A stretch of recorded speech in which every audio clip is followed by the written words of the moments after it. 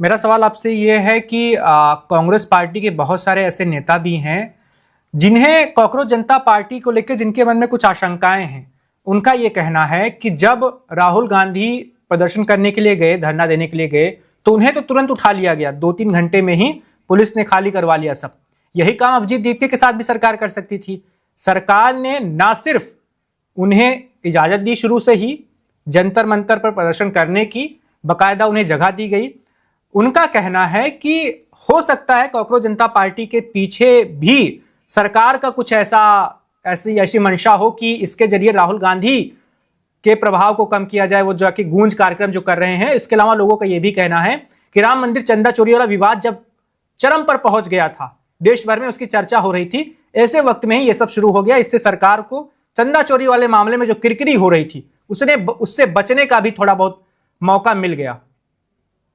देखिए वैभव जी, कहने के लिए तो कुछ भी कहा जा सकता है, ऐसा थोड़ी कहने वाले रोके जा सकते हैं। कहने वाले तो प्रधानमंत्री को गाली भी देते हैं, मुख्यमंत्री यूपी के मुख्यमंत्री को गाली देते हैं, गृह मंत्री को गाली देते हैं। कोई रोक रहा है क्या?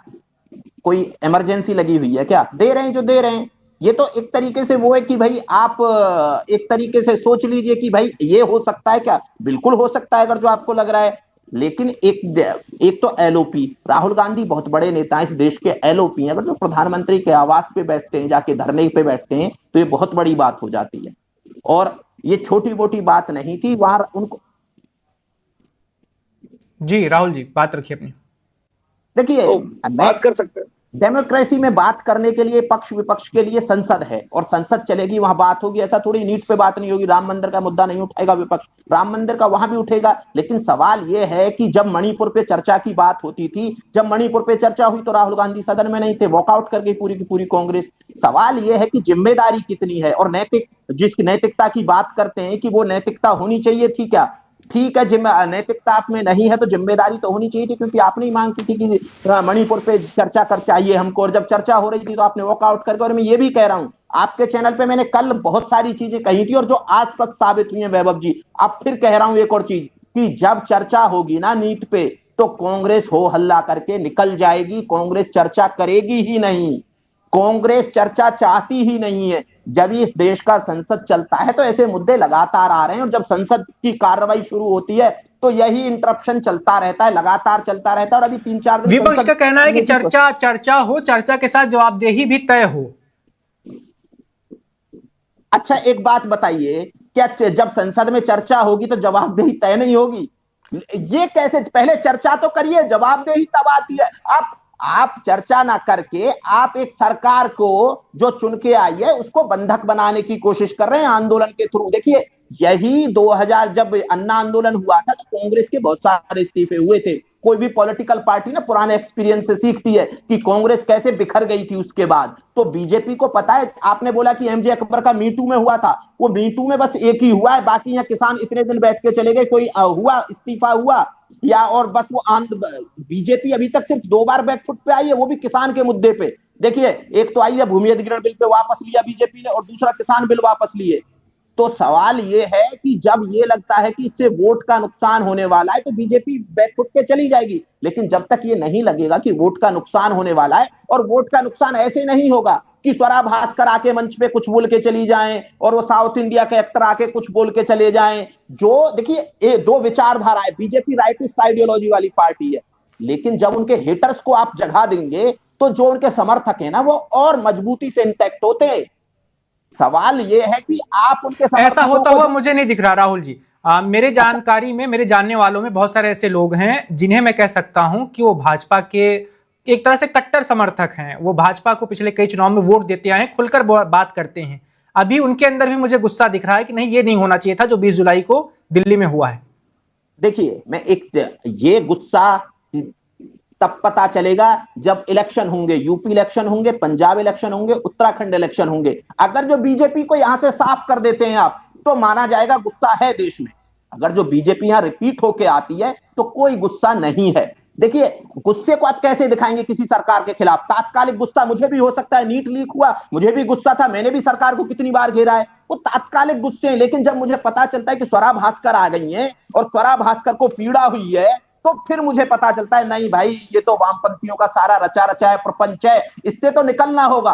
तो ये जो वामपंथी जो जेएनयू में सिमट के रह गए, एक ही आइलैंड रह गया है वामपंथियों के पास, जेएनयू, बाकी सब जगह से खत्म हो गए। तो वो आइलैंड वाले ना वहां देखा है कि कैसे 20 दिन की भूख, जब 20 दिन उनकी भूख हड़ताल हो गई सोनम वांगचुक की, तो उनके चेहरे पे दिखाई दे रहा था कि वो कितने पीड़ित हैं, भूख हड़ताल को कैसे झेल रहे हैं। वहीं 20 दिन से उनके बगल में बैठे हुए लोगों के चेहरे पे अभी भी चमक है, वो कोई आयशा की लीडर है, ये है वो है। तो ये इस देश को बेवकूफ बनाने के वो बहुत लंबे समय से तरीके, कोई उमर खालिद को आजाद कराना चाहता है, कोई सरजील इमाम की जमानत चाहता है, कोई सनातन के खिलाफ गाली दे रहा है, कोई कह रहा है कि नाम रहेगा अल्लाह का और आजादी आजादी, ब्राह्मणवाद से आजादी आजादी।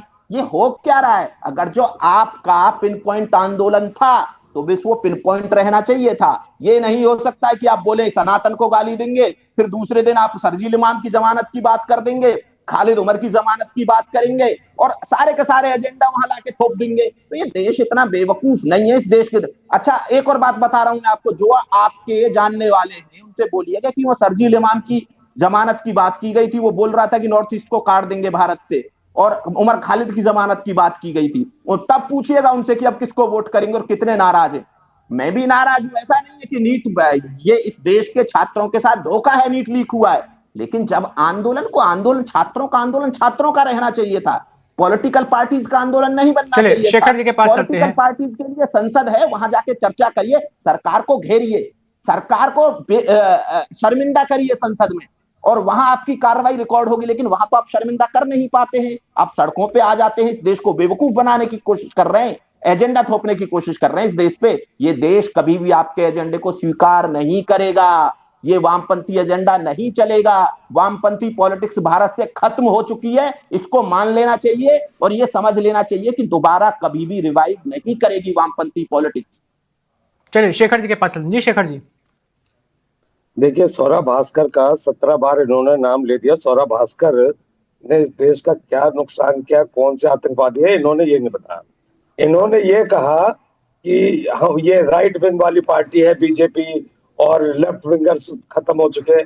तो मैं आपको एक बात बता दूं कि ये देश वो है जहां सुभाष चंद्र बोस की आजाद हिंद फौज और भगत सिंह की नौजवान सभा में दोनों जगह कोई व्यक्ति जो मुस्लिम लीग, आरएसएस और हिंदू महासभा का सदस्य था उसका प्रवेश प्रतिबंधित था। इनको लेफ्ट ओरिएंटेड माना जाता था और इनके बीच में खूब कॉन्फ्लिक्ट रहा। ये इनको देशद्रोही मानते थे सुभाष चंद्र बोस जैसे लोग, ये देश को ये बांटने वाले। अच्छा, इन्होंने अभी एक बात कही कि वहां पे बड़े जी सनातन का विरोध हो रहा है। क्या सनातन का क्या विरोध हो गया? कुणाल कामरे ने कह दिया जी सीता के पति राम का नाम ले दिया और कह दिया कि नीता के पति का काम कर रहे हैं और गीता के पति को किडनैप कर रहे हैं, गीतांजलि के पति को, सोनम वांगचुक को। अब इसमें अपमान का है? मुझे एक बात राहुल तालान ये समझा दे। दूसरी बात कि कह रहे जी ये अल्लाह का वो होगा, नाम होगा। तो अल्लाह का नाम तो गांधी जी पूरे देश को जब पढ़ा रहे थे, रघुपति राघव राजा राम ईश्वर अल्लाह तेरो नाम, तो ये लोग तो कहीं गए हुए थे दंगा करने, है ना, देश बंटवाने गए हुए थे। वो ऐसे नहीं है, अल्लाह का नाम बस को भी लीजिए ना, साथ में बोलिए बस नाम रहेगा अल्लाह का, है ना। शेखर जी के पीछे किसी की मूर्ति नहीं होगी, उनका नहीं रहेगा।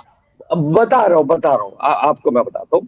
ये जो फैज मोहम्मद फैज थे ये पाकिस्तान के शायर थे। ये डिक्टेटर जो जियाउल हक था उसके खिलाफ लिखी गई थी। अच्छा, ये जो अल्लाह जो है ना, ये उर्दू में, देख पाकिस्तान में थे तो उर्दू में ही है। अब जब उर्दू में है, उर्दू में आप भगवान के लिए कोई शब्द बता दीजिए उर्दू का अल्लाह के अलावा, क्या क्या शब्द है? अगर भगवान का कोई जिक्र करेगा, आज हम कहते हैं ओ माय गॉड, तो इसका यह मतलब नहीं कि मैं अपना रिलीजन छोड़ के मैं क्रिश्चियन गॉड को फॉलो करूं। व्हेन वी से माय गॉड, तो मैं अपने भगवान की बात कह रहा हूं, भगवान को इंग्लिश में कह रहा हूं। अगर उर्दू में कोई भगवान की बात करेगा तो अल्लाह ही कहेगा आप। और ये कविताएं हैं, देखिए कविताओं में प्रतीकात्मक एक शब्द होता है। प्रतीकात्मक का यही मतलब होता है जिसके कुछ प्रतीकों को लेकर अपनी बात कन्वे करी जाए। लेकिन इतने पढ़े लिखे जो होते हैं ना, ये संघी भाजपाई होते नहीं है। इन्हें पढ़ाई लिखाई से, यूनिवर्सिटी से सख्त दुश्मनी है, इसलिए उसको कहते हैं अजी सनातन खतरे में आ गया। अच्छा, राम मंदिर में मैं कह रहा हूं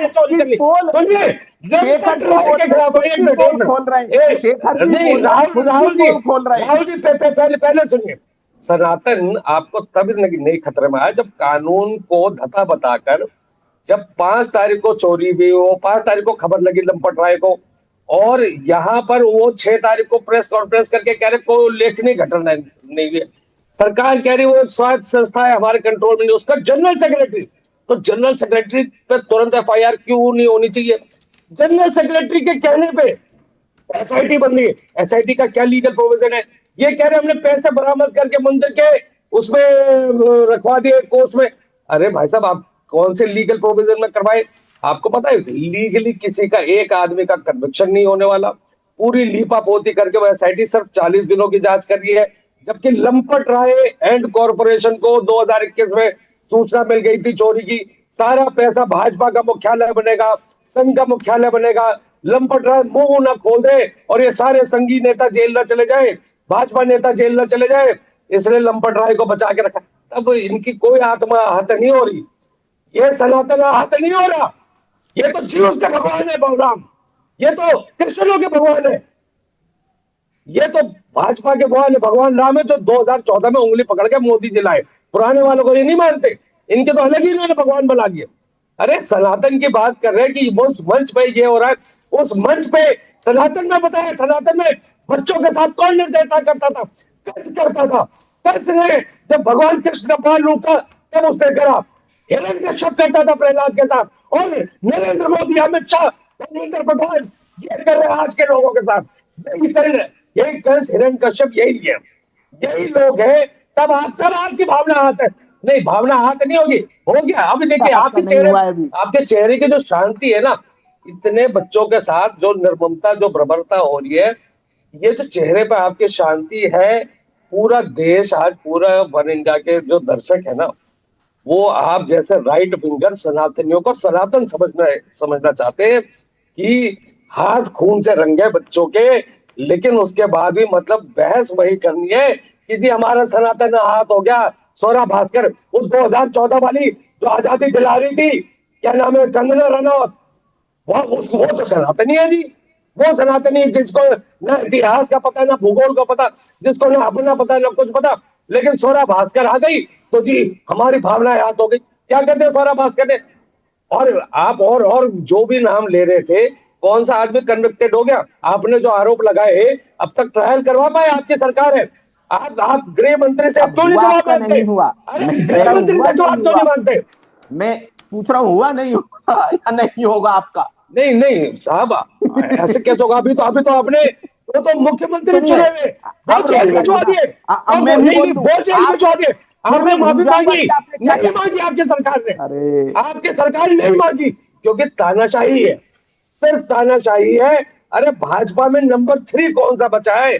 तो 2 आदमियों की पार्टी है, 2 गुजरातियों। चलिए शेखर जी, राहुल जी, आखिरी के सवाल की ओर आगे बढ़ते। राहुल जी आपके पास आते हैं, आगे क्या होने वाला है आपके हिसाब से राहुल जी? देखिए आगे जो सोनम वांगचुक जी ने चिट्ठी लिख दी, अपनी 3 मांगे बता दी, हमारी 3 मांगे ये है, सरकार उनमें से क्या 1-2 मांग को मानेगी, और यहाँ सोनम वांगचुक जी अपना अनशन तोड़ेंगे, अनशन तोड़ते ही आंदोलन खत्म है, और कांग्रेस अपना संसद में 4-5 दिन और काम करेगी। अभी यही कांग्रेस थोड़ा हो हल्ला मचाएगी, फिर संसद में जाएगी, संसद सत्र खत्म हो जाएगा, फिर संसद सत्र खत्म हो जाएगा तो कांग्रेस के मुद्दे भी खत्म हो जाते हैं, फिर कांग्रेस के कार्यकर्ता आपको कहीं सड़कों पे दिखाई नहीं देंगे, आम आदमी पार्टी के कार्यकर्ता कहीं सड़कों पे दिखाई नहीं देंगे। अब फिर आम आदमी पार्टी और कांग्रेस में लड़ाई होगी पंजाब के लिए, पंजाब की लड़ाई होने वाली है, और दोनों एक दूसरे के खिलाफ तलवारें निकालेंगे। और वो बोल रहे थे कि वो डिक्टेटरशिप के खिलाफ लिखी थी फैज मोहम्मद फैज ने, भारत में कोई डिक्टेटरशिप नहीं है। जब वो फैज मोहम्मद फैज जब ये बोलता है ना कि नाम रहे, बस नाम रहेगा अल्लाह का, तो वो ये कहता है कि इसके अलावा कोई नहीं है, अल्लाह के अलावा राम नहीं एग्जिस्ट करते, और इस्लाम यही कहता है कि कोई एग्जिस्ट नहीं करता है, अल्लाह के अलावा कुछ नहीं है दुनिया में, अल्लाह ही रहेगा। तो बात यहाँ है शेखर जी, आप उसको अपने ठीक है बुद्धिमत्ता से इधर उधर घुमाने की कोशिश कर रहे हैं, लेकिन ये देश इतना बेवकूफ नहीं है कि वो जो पर्शियन में अल्लाह या अरेबिक में अल्लाह को उर्दू का वर्ड समझ ले, उर्दू या पर्शियन में खुदा बोलते हैं, है ना, और तो वो खुदा पर्शियन का वर्ड है, और जो भी पर्शियन की जो उर्दू है वो थोड़ा पर्शियन से ली गई है, और अल्लाह अरेबिक वर्ड है, उर्दू से कोई लेना देना नहीं है अल्लाह का। उर्दू भारत में जन्मी हुई भाषा है, तो उस हिसाब से आप देखेंगे तो ये जो आप जो उसमें लीपापोती करने की कोशिश कर रहे थे, तो उसकी जरूरत नहीं है। ये देश उर्दू के जो वर्ड है ना उनको अच्छे से समझता है। फैज मोहम्मद फैज को भी सब पढ़ता है, ये मोहम्मद इकबाल को भी पढ़ता है। बस आपको गलत फहमी ये है कि राइट विंगर से ना पढ़ते नहीं है, आपको ये गलत फहमी है। आपको लगता है कि लेफ्ट लिबरल ही बस पढ़ने का ठेका तो लेफ्ट लिबरल ने ले रखा है। मैं स्वरा भास्कर का नाम इसलिए लिया, आपको बता देता हूं, पॉलिटिक्स में ना सदा संवाद की जगह होनी चाहिए और हेटर्स ना जगह नहीं छोड़ते हैं। तो कन्हैया कुमार हो गए या फिर स्वरा भास्कर हो गई, ये राइटिस्ट से हेट करने वाले लोग हैं, ये हेटर्स हैं, ये राइटिस्ट से हेट करते हैं। तो इसीलिए जब आप इनको बुलाएंगे तो आप समझ लीजिए कि राइट विंगर या राष्ट्रवादी आपको कभी भी समर्थन नहीं देंगे, चाहे वो अभिजीत दीपिके हो या राहुल गांधी हो या कोई और भी हो। कोई भी आंदोलन हो, जिस दिन आपके लेफ्ट कि अल्ट्रा विंग आपके पास आएगी आंदोलन के लिए और हेटर्स आ जाएंगे जो राइट विंगर से नफरत करते हैं, राष्ट्रवाद से नफरत करते हैं, तो समझ लीजिए उस दिन आपका आंदोलन मर गया है और आंदोलन मरा ही हुआ है। मैं एक और चीज बोल रहा हूं कि ये आंदोलन में दम नहीं था वैभव जी, ये 20 तारीख के बाद दम पड़ा है। 20 तारीख के बाद क्यों पड़ा है दम? इसलिए पड़ा है क्योंकि उस दिन पॉलिटिकल पार्टियों ने पहले ही बोल रखा था कि भाई हम संसद को ये इनके समर्थन में प्रदर्शन करेंगे, ये करेंगे, वो करेंगे, और उसके साथ साथ इन्होंने इधर बोल रखा था कि मार्च करेंगे, संसद तक मार्च करेंगे। तो ये मिला जुला संयुक्त प्रयास था, पूरे विपक्ष का संयुक्त प्रयास था, तब ये हुआ है। और आप बोल रहे थे वैभव जी की सिर्फ और सिर्फ वो पीटे गए। मैं अभी भी वीडियो देख रहा हूं कि आरएएफ के जवान को कैसे मार रहे हैं, कम से कम 50 लोग घेर के, 100 लोग होंगे, लट से, कोई हाथ से, कोई कुछ मार रहा है, कोई कुछ मार रहा है। ऐसे वो होना चाहिए कि भाई सबकी तरफ नजरें इनायत होनी चाहिए एक पत्रकार की कि भैया हाँ पत्रकार भी तो पीटे गए ना, पीटे गए या नहीं पीटे बिल्कुल गए? सब वीडियो सबने देखी है किस तरह से तो कई सारे प्रतिष्ठित न्यूज चैनलों के रिपोर्टर्स के साथ मारपीट की गई है। जी, मैं कह रहा हूं जब पत्रकार पीटे जा रहे हैं, आरएएफ के जवान पीटे जा रहे हैं, तो फिर आप ये सोच रहे हैं कि भैया कॉकरोच से कोई कुछ ना कहे, उनको संसद तक मार्च करने दिया बात जाए। किसी को कुछ कहने की नहीं है, मारपीट होनी ही नहीं चाहिए, बात ये है। तो ये नौबत ही नहीं आनी चाहिए थी हिंसा की। कानून सरकार का काम और पुलिस का काम है कानून व्यवस्था बनाए रखना। अगर जो कोई उस कानून व्यवस्था में चुनौती पैदा करेगा, वो कोई भी सही, वो किसान सही, वो नौजवान सही, वो छात्र सही, वो राहुल तालान सही, वो वैभव मिश्रा सही, वो शेखर कुमार सही, पुलिस का काम है कानून व्यवस्था बनाए रखना, तो कानून व्यवस्था बनाएगी। अगर जो हम चुनौती पैदा करेंगे तो, अगर जो हम चुनौती पैदा नहीं कर रहे हैं, अगर जो हम नहीं, तो पुलिस हमको कुछ नहीं कहेगी। चलिए एक आखिरी टिप्पणी ले लेते हैं शेखर जी के पास। जी शेखर जी। देखिए, इन्होंने बहुत अच्छी बात कही, पत्रकारों की जो बात उठाई और कानून वाली बात उठाई। लल्लन टॉप का आतंकवादी पत्रकार पुलिस के सामने शादी वर्दी में एक आदमी से मार रहा है। अभिनव पांडे पत्रकार जो आतंकवादी है, पत्रकार नहीं आतंकवादी है, उसको पुलिस की वर्दी में पुलिस के वाले के सामने शादी वर्दी आदमी मारता है। संदेश जैसा आतंकवादी, ये सारे तो आतंकवादी है ना। पुलिस तो कानून व्यवस्था संभलवा रही थी शादी वर्दी वाले से, तो ये पत्रकारों का इन्होंने ये हाल करवाया है पूरे देश का। और जो राष्ट्रवाद की बात कर रहे थे ना, जब कोई राइट विंगर राष्ट्रवाद शब्द निकालता है ना, उस शब्द का तब घुटने लगता है, क्योंकि गांधी जी, भगत सिंह, सुभाष चंद्र बोस, वो सावरकर से और हिंदू महासभा और क्या कहते हैं आरएसएस, इनसे नफरत करते थे, इनके कभी नजदीक नहीं गए। और ये जो राष्ट्रवाद के नाम पे ढकोसले करने वाले जो गोडसेवादी सावरकर, माफी वीर सावरकरवादी है, इन्होंने देश के टुकड़े कराए अपने भाई जिन्ना के साथ मिलकर। तो ये राष्ट्रवाद की क्या बात करेंगे और देश को क्या सिखाएंगे जो गांधी, सुभाष चंद्र बोस और भगत सिंह का देश है। ये आपकी बातों में ना अब आगे आने वाला नहीं है।